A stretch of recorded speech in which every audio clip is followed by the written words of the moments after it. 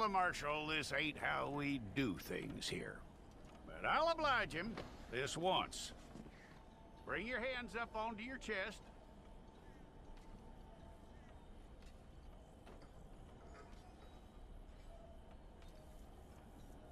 Hold it.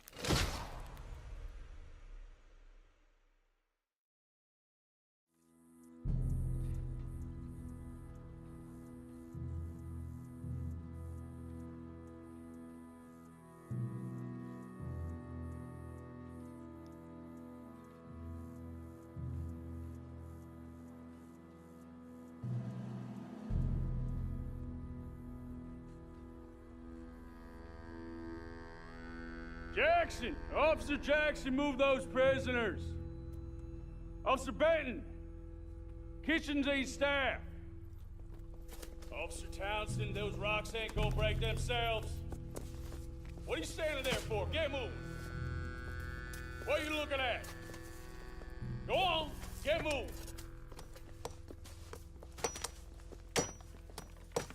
You with the hammer? And you'll do. We need to perform a work detail out in Valentine. Come on, get in. Open the gate. Come on, Milliken.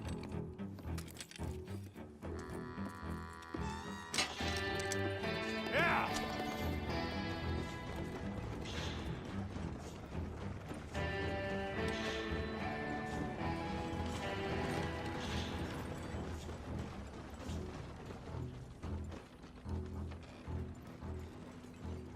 I tell you what, old Jameson is a wretched, sour old bastard, and no mistake.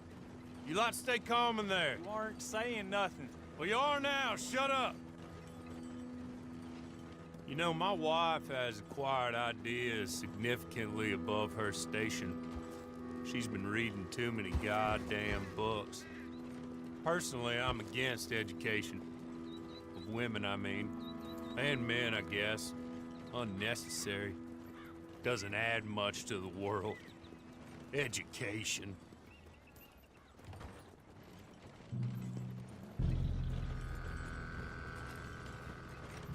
Good day, gentlemen. Oh.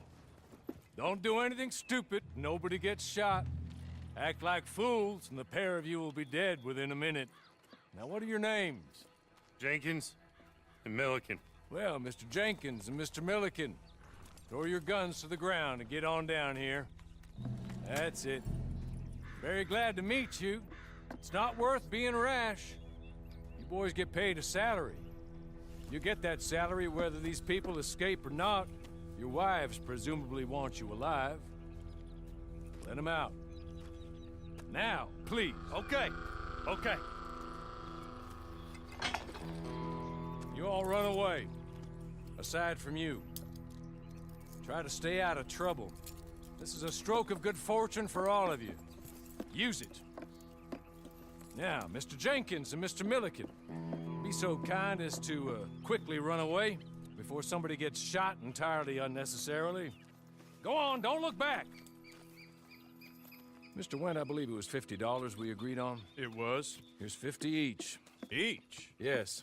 Now get out of here, both of you. My employer and I appreciate your professionalism. All we did was stand there and look tough. And you did it fantastically well. Good day, gentlemen. Now, sir, how about you pick up these guns and we move out? My mistress is waiting for us.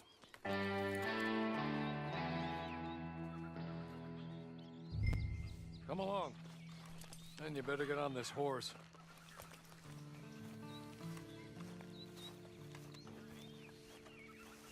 Wonderful.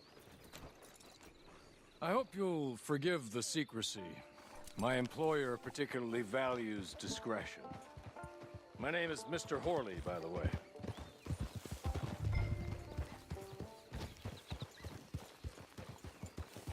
"6 months at Sisika Penitentiary, awaiting a hanging for a murder you did not commit. Must have felt a whole lot longer, my friend. You still seem strong, though. I mean, doesn't look like breaking all those rocks has left you entirely broken, in body or in spirit.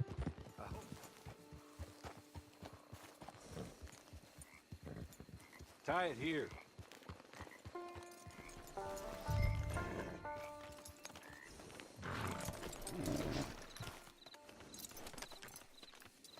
this way. She's anxious to meet you.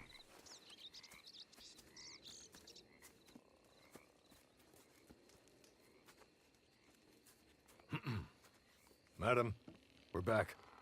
Hello. Jessica Leclerc, how do you do? What did you tell him? Nothing, as we discussed. Thank you, Hawley. I do hope we haven't inconvenienced you dreadfully. But seeing as you were due to be hanged in a week, I'm sure you don't object too strongly. I know you're innocent.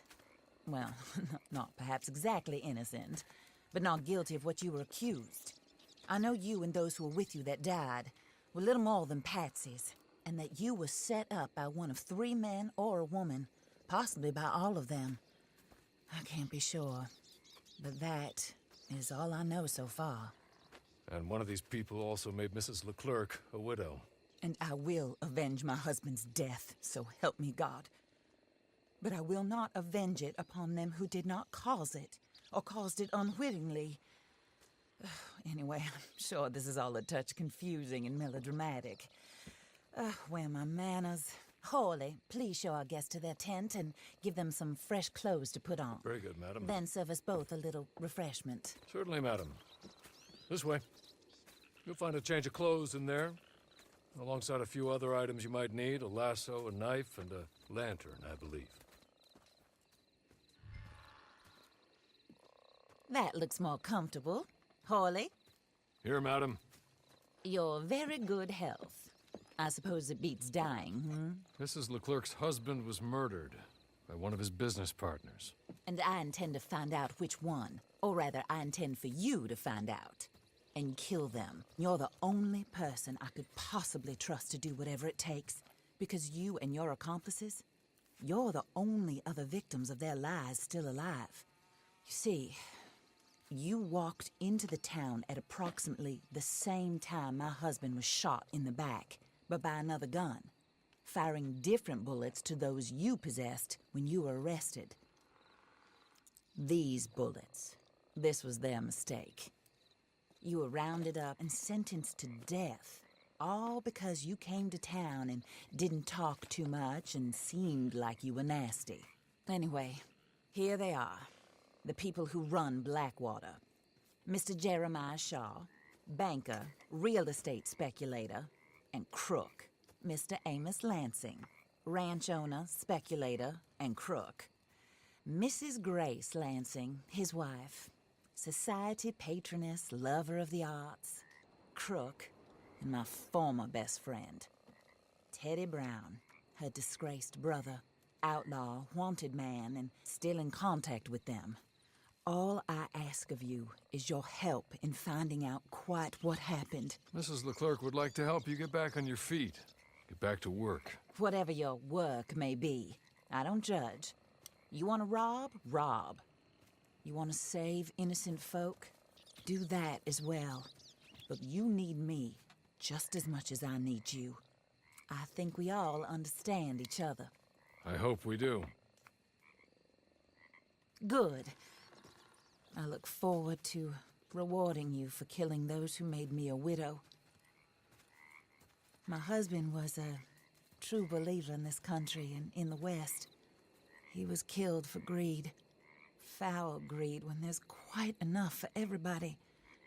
I don't care what your scruples are as to killing. I will take the full burden of that sin upon my shoulders. Goodbye, for now. Oh, sir. While Cripps is establishing your camp, perhaps you can go to the station and see the clerk, then head to see Clay Davies. He's a horse thief and not a terribly nice one. Then meet Cripps back at your camp. See you shortly, boss. Good luck.